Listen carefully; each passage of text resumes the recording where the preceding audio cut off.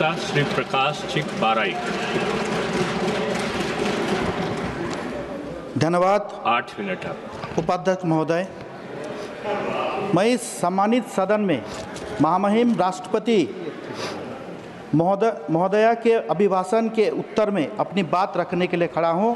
अब मेरा पार्टी तृणमूल कांग्रेस की ओर से सबसे पहले मैं महामहिम राष्ट्रपति के अभिभाषण के लिए आभार व्यक्त करता हूं।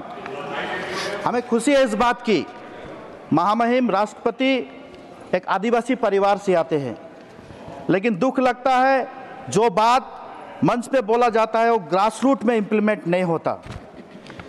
माननीय उपाध्यक्ष महोदय, मैं एक अत्यंत महत्वपूर्ण विषय सरना कोर्ट पर अपना चर्चा करना चाहता हूं, जो हमारे आदिवासी भाइयों एवं बहनों की संस्कृति एवं धार्मिक पहचान से जुड़ा हुआ है।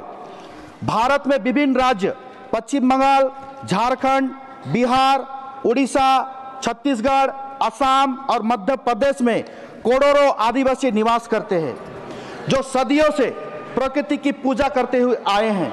उनका धर्म सरना धर्म कहलाता है, जिसमें जंगले, नदियां, पहाड़, सूर्य, चंद्रमा, अन्य प्रकृति शक्तियों की पूजन किया जाता है, पूजा किया जाता है। हम लोग प्रकृति के पुजारी हैं, लेकिन अत्यंत दुर्भाग्यपूर्ण है भारत की जनगणना में आज तक सरना धर्म को एक सर्व धार्मिक श्रेणी के रूप में मान्यता नहीं दिया गया।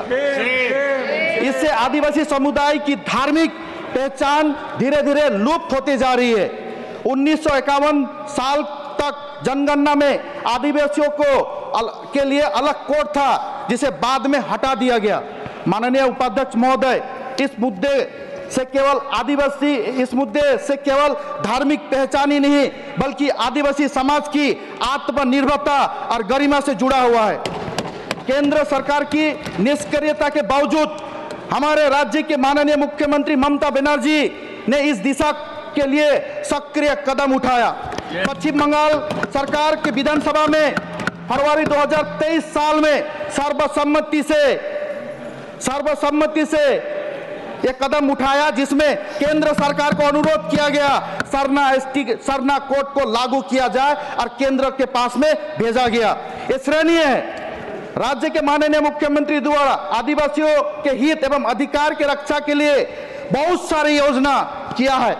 2011 के पहले जो BCW डिपार्टमेंट के अंदर में आदिवासी कल्याण दफ्तर था, 2013 साल में West Bengal tribal development department का गठन किया गया आदिवासियों के उन्नत के लिए, उनका काम करने के लिए। जय जोहार पेंशन योजना, जय जोहार पेंशन योजना हमारे माँ बाप रिटायरमेंट के बाद में आफ्टर 60 रिटायरमेंट के बाद में सब आदिवासी परिवार के माँ बाप ये पेंशन का बेनिफिट का स्कीम पाते हैं। चाय मजदूरों के लिए चाय सुंदरी स्कीम, जिसमें जमीन का पट्टा के साथ में प्रत्येक चाय श्रमिकों को 1,20,000 रुपया करके दिया जा रहा है, जिसमें 37,000 चाय श्रमिकों को दिया गया। इसी तरह बिना पैसा में जल, बिना पैसा में राशन, बिना पैसा में एजुकेशन की व्यवस्था अगर कोई की है आदिवासी समाज के लिए तो माननीय मुख्यमंत्री ममता दीदी ने की है। अंततः मैं केंद्र सरकार से आग्रह करता हूं, आदिवासी समाज की न्याय संगम मांग को स्वीकार करे और केवल आदिवासी समुदाय की भावना से मत खेले, उसका सम्मान करे, बल्कि भारत की विविधता में एकता की नीति को मजबूत करे। मैं बोलना चाहता हूं, महामहिम राष्ट्रपति के अभिभाषण में आवास योजना का बात उठा, आवास प्लस का बात उठा, लेकिन मैं बोलना चाहता हूं, दुख है इस बात की, भारतवर्ष 140 करोड़ की आबादी का देश है, जिसमें अप्रोक्सीमेटली 11 करोड़ की आबादी पश्चिम बंगाल की है। 11 लाख परिवार का घर का नथिभुक्त था, जिनको घर का पैसा देना था, राज्य के तहसील में पैसा देना था, लेकिन ये पैसा इस आवास का बात में नहीं आया, यानी कि इस पैसा को अटकाया गया। 3 करोड़ लोगों के बाद पैसा देने का बात आप लोग बोले, लेकिन वेस्ट बंगाल को कितना पैसा मिला, बंगाल को कितना पैसा मिला? विद इन December 31 माननीय मुख्यमंत्री ममता दीदी ने जो बोली थी वो वादों को पूरा किया। 11 लाख नहीं, 12 लाख गरीब परिवारों के अकाउंट में बंगला और बाड़ी का पैसा का फर्स्ट अलॉटमेंट 60,000 रुपया ट्रांजेक्शन किया गया। ये पैसा गरीबों का पैसा था, जिसको माननीय मुख्यमंत्री ममता दीदी ने गरीब परिवारों को अकाउंट में दिया।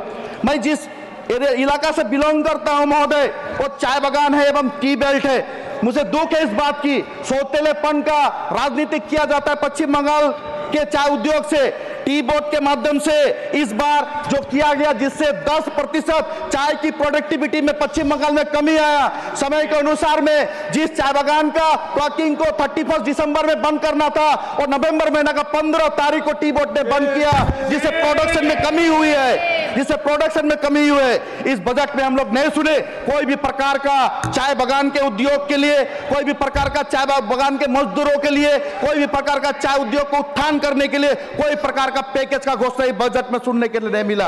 असेसमेंट ईयर 2021-22 में माननीय वित्त मंत्री के द्वारा 1000 करोड़ रुपया का घोषणा किया गया था सोशल एक्टिविटीज के लिए, चाहे मजदूरों के लिए, लेकिन 1000 करोड़ रुपया में बंगाल कितना पाया, हम पूछना चाहते हैं आपके माध्यम से सरकार को। वुमेन्स रिजर्वेशन बिल का बात आता है, हम देखें वक्तव्य में वुमेन्स रिजर्वेशन बिल का, लेकिन क्या वुमेन्स रिजर्वेशन बिल 2024 निर्वाचन में देखा?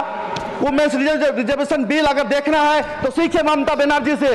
अपर हाउस और लोअर हाउस, लोकसभा और विधान राज्यसभा दोनों सदन में कितने हमारे बहनें यहाँ पे लड़ाई कर रहे हैं, और ममता दीदी से सीखिए। मैं धन्यवाद ज्ञापन करता हूँ इस सदन को, क्योंकि धन्यवाद ज्ञापन करता हूँ सदन को एवं अलीपुर द्वार के मादारी हाट को वोटर्स को। इस बार सत्ता की विजय हुआ है, चाहे श्रमिक एवं गरीब आदिवासी हो, गोरखा हो, राजवंशी हो, बोरो, टोटो, राभा, मेज, बंगाली, बिहारी, एक कम्युनिटी मिलके मादारी हाट में तृणमूल कांग्रेस को विजय दिलाया। ये सत्ता की विजय है, ये सत्ता की विजय है। एम्प्लॉयमेंट की बात जब आता है, हम लोग रोजगार देखे 2014 के पहले जो स्लोगन था, एक साल में 2 करोड़ नौकरी, कितना हुआ नौकरी? 2014 से 2024 तक अगर देखा जाए तो 10.5 से 11 साल की सरकार कितना नौकरी दिया? अभी तक 22 करोड़ नौकरी का प्रावधान होने का था, लेकिन नौकरी का अवस्था क्या है ये हम सबको ही जानते हैं।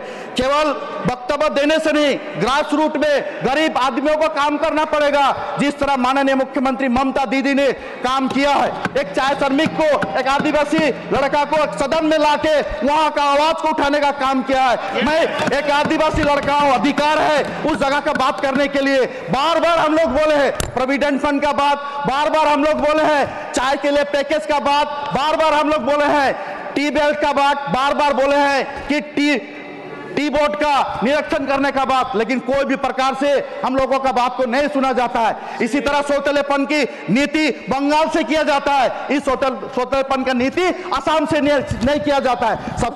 सब्सिडी रेट में असम को लोन दिया जाता है, लेकिन बंगाल के उद्योग के लिए किसी प्रकार का लोन का व्यवधान नहीं किया जाता है। ये सौतेलेपन की नीति छोड़ दीजिए। फेडरल स्ट्रक्चर की जब बात आती है तो सही तौर पे सही समय पे सबके लिए काम करिए। एवं सबको धन्यवाद ज्ञापन मैं करता हूं, मेरा पार्टी को धन्यवाद ज्ञापन करता हूं। धन्यवाद।